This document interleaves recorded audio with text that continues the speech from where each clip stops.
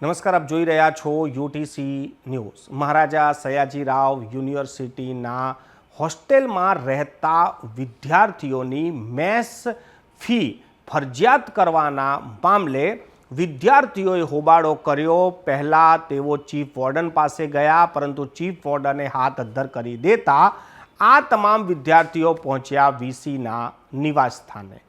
વીસીના નિવાસસ્થાને પણ તેમને રોકવામાં આવ્યા। ત્યારે વિદ્યાર્થીઓ ગેટ કૂદીને અંદર પ્રવેશ કર્યો।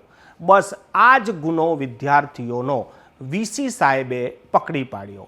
વીસી સાહેબને ખોટું લાગ્યું અને 200 વિદ્યાર્થીઓ પર રાયોટિંગની ફરિયાદ લખાવી દીધી।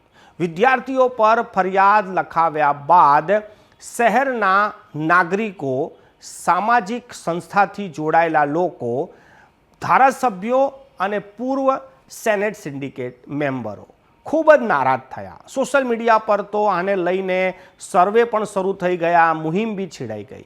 મયંક પટેલે તો ખુલ્લી ચીમકી આપી દીધી કે જેલ ભરો પણ થશે। યોગેશ પટેલે પણ તીખા પ્રહાર કર્યા।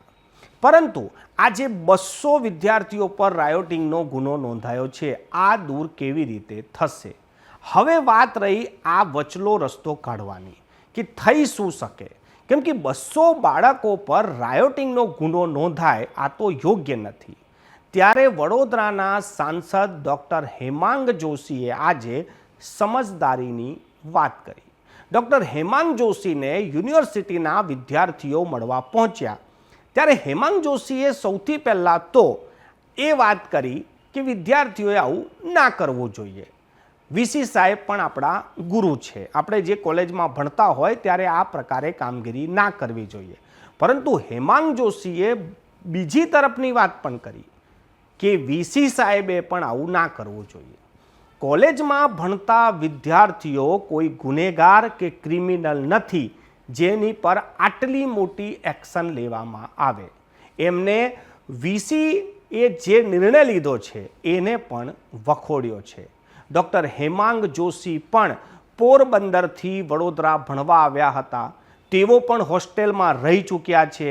હોસ્ટેલની લાઈફથી તેઓ બિલકુલ જાણકાર છે કે હોસ્ટેલમાં રહેતો એક વિદ્યાર્થી, સામાન્ય વર્ગમાંથી આવતો વિદ્યાર્થીને જો એક્સ્ટ્રા નાણાં ખર્ચવાના આવે તો તેના પર શું વીતે। ડૉક્ટર હેમાંગ જોશી પણ બિલકુલ એક સામાન્ય પરિવારથી આવે છે અને તેમને પણ આ બધા જ અનુભવ થયા હશે।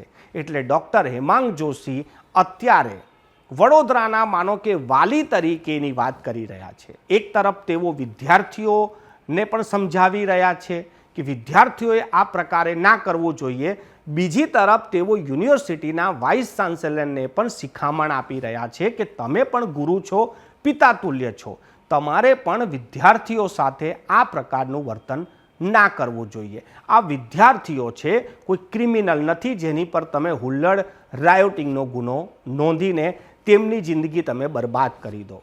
હવે જોવાનું એ રહેશે કે સાંસદ શ્રીની આ જે શિખામણ, સાંસદની આ સમજદારી આ વિદ્યાર્થીઓને ન્યાય અપાવે છે કે પછી વાઇસ ચાન્સેલરને કોઈ સદબુદ્ધિ અપાવે છે।